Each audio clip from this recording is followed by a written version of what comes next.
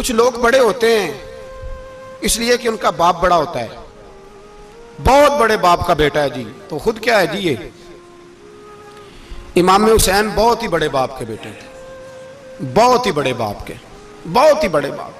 मौला अली शेर खुदा रदी अल्लाह ताला, वाकई हजरत अली जैसा शेर कोई नहीं है, ही कोई नहीं, आएगा ही कोई नहीं, हो ही नहीं सकता, सवाल ही नहीं पैदा होता। अली बहरहाल अली है, अली बहरहाल कोई जोड़ नहीं हजरत अली का, कोई साथ नहीं। मेरे रसूल पाक ने फरमाया यहां भी मेरा भाई है, वहां भी मेरा भाई है। हजरत अली का कोई मुकाबला कर सकता, इतने बड़े बाप का बेटा। हजरत इमाम हुसैन खुद भी बहुत ही बड़े थे, इमाम हुसैन खुद भी अल्लाह जानता है बहुत बड़े थे। कहते हैं गद्दी पे बैठ गया, इसे कोई जरूरत नहीं, लेकिन इमाम हुसैन ने ऐसे नहीं किया। इमाम ज़ैनुल आबिदीन फरमाते हैं मेरे अब्बा जी इमाम हुसैन फर्ज नमाजों के अलावा एक दिन में 100 नफल अदा किया करते थे, और एक रवायत में फरमाते हैं 1000 नफल पढ़ा करते थे। कितने? चलो तुसी 50-50 पढ़ ले, बताओ तो सही ना कितने। तो ये जो इमाम हुसैन का बड़ा नाम लेने वाले हैं, ये तो इनसे पूछो कि तुम तो नमाजें पूरी नहीं पढ़ते, और इमाम का तो ताल्लुक है नमाज के साथ। 9-10 मुहर्रम की सारी रात इमाम हुसैन क्या करते रहे? बोले यहां लोग देगे खाते रहते हैं, 9-10 की रात चरगे खाते रहते हैं, सारी रात छोटा गोश्त खा के गुजार देते।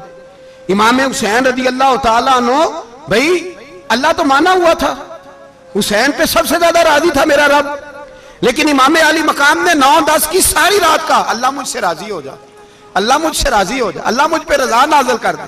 सारी रात करबला की रेत पे आंसू बहा बहा के सारी रात सजदे में गुजार दी। तू तमाशा करके सो जाता है और कहता मैं बड़ा हुसैनी हूं। इमाम अली मकाम बहुत बड़े थे, इबादत गुजार थे, रियाजत बड़ी करते थे। इमाम हुसैन के घर का काबा था, अपना था। जो शय करीब होती है उसकी कदर नहीं होती। सऊदी अरब में बहुत सारे लोग अभी भी रहते हैं जिन्होंने हज नहीं किया, कहते इधर ही चले जाएंगे। हमारे बहुत सारे पाकिस्तानी जिनकी ड्यूटियां मक्के में लग गई हैं, वो कभी हमें वहां मिलने आए तो हम कहते हैं जनाब आप आते नहीं, कहते हैं आते हैं कभी कभी। उनको हरम शरीफ की वो कदर। लेकिन इमाम हुसैन अली मकाम का किरदार ये था कि मदीने से दोनों भाई मदीने से पैदल जाया करते थे मक्के का हज करने। किस तरह? वो उन्होंने ये नहीं कहा हमें रियाजत की जरूरत नहीं, इबादत की जरूरत नहीं, हम तो हुजूर का खून है, बख्शे बख्शाएं। पैदल मदीने से दोनों शहजादे और इस तरह पैदल जाते थे, एक दफा नहीं, 2 दफा नहीं, 25-25 हज दोनों ने पैदल मक्के जाके अदा फरमाया। 25-25 हज। तुझे कभी तौफीक ही नहीं हुई, तू जहाज पे जाना भी पसंद नहीं करता, तू ख्याल ही नहीं करता कि कितनी कदर है अल्लाह के घर की। 25-25 हज। और सखावत का ये हाल था, सखावत का, कि इमाम ज़ैनुल आबिदीन फरमाते 1 लाख दिनार सवेरे आया। कितना? समझ ले अरबों खरबों रुपए आज के हिसाब से, 1 लाख दिनार। और फरमाते हैं फातिमा के लाल दरवाजे पे बैठ गए पैसे लेके, और लोगों को बुला बुला के नजर दी, फरमाया थोड़े से ले जाओ, थोड़े से ले जाओ, थोड़े से ले जाओ, थोड़े से। फरमाते जोर तक इमाम हुसैन ने लाखों बांट दिए।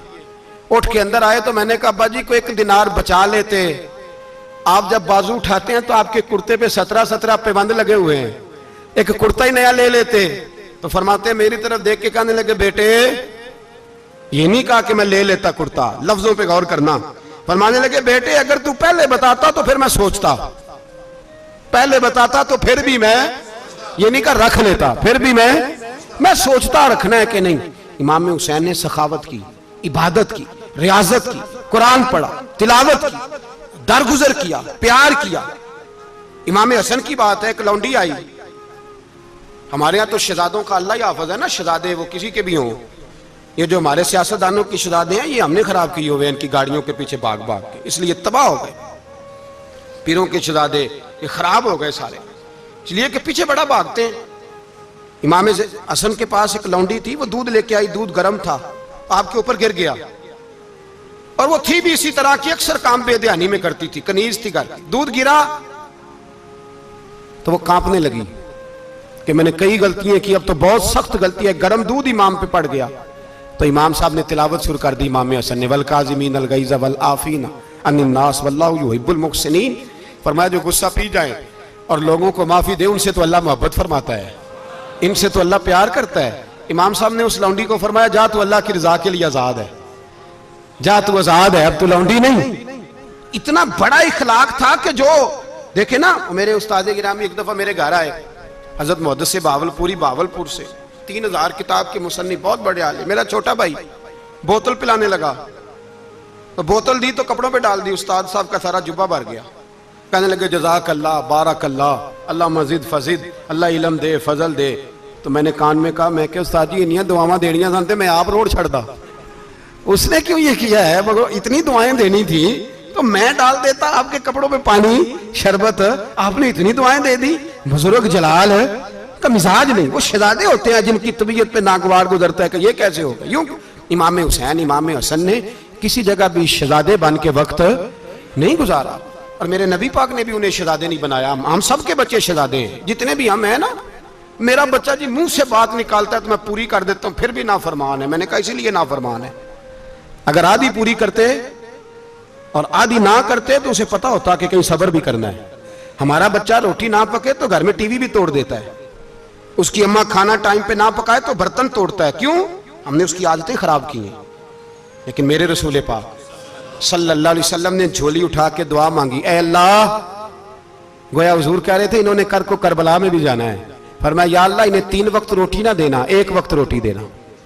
3 वक्त नहीं, 1 वक्त की रोटी दे, 1 वक्त का खाना दे। और नबी पाक ने ट्रेनिंग घर के अंदर कराई थी, अंदर हजरत फातिमा ने ट्रेनिंग कराई थी। लोग कहते हैं 3 दिन इमाम हुसैन प्यासे रहे, भूखे रहे, तो मैंने कहा ट्रेनिंग थी उनकी अम्मा की। तो जो है मेरी बात पर, हमारा बच्चा तो 1 घंटा बर्गर ना मिले तो बर्तन तोड़े, उनकी अम्मा की ट्रेनिंग थी, सब्र हौसला सिखाया था। इमाम हसन और हुसैन बीमार हो गए तो हजरत फातिमा ने मन्नत मांगी, या अल्लाह मेरे बच्चों को शिफा दे, मैं 3 रोजे रखूंगी। कौन सी मन्नत मानी? बोलिए। हम सिर्फ देख की मन्नत ही मानते हैं, मैं देख पकाऊंगा। एक आदमी मुझे कहने लगा, मैंने मन्नत मानी थी कि मैं बकरा दूंगा अल्लाह के रस्ते में, अगर मेरा काम हो जाए। तो काम हो गया, बकरे के पैसे कोई नहीं। तो मैं कहता तेरे पहला नहीं थी पता, मेरे को कोई नहीं। कहता अब क्या करूं? मैं क्या अब तो देनी पड़ेगी, और उसमें भी तहकीक बाकी है। लेकिन बात यह है भाई कि मन्नत ये क्यों नहीं मानी कि या अल्लाह मेरा काम हो जाए, मैं 100 नफल पढ़ूंगा। जो भी मन्नत मांगता है वो देख की मान लेता है। बकरे की मन्नत ही मानते हो, ये क्यों नहीं मन्नत मानते कि या अल्लाह मेरा काम हो जाए तो मैं पूरा कुरान शरीफ खत्म करूंगा। ये जरा पढ़ना पड़ता है, इसलिए इबादत करनी पड़ती है, इसलिए इसकी मन्नत ही नहीं मानते सिरे से।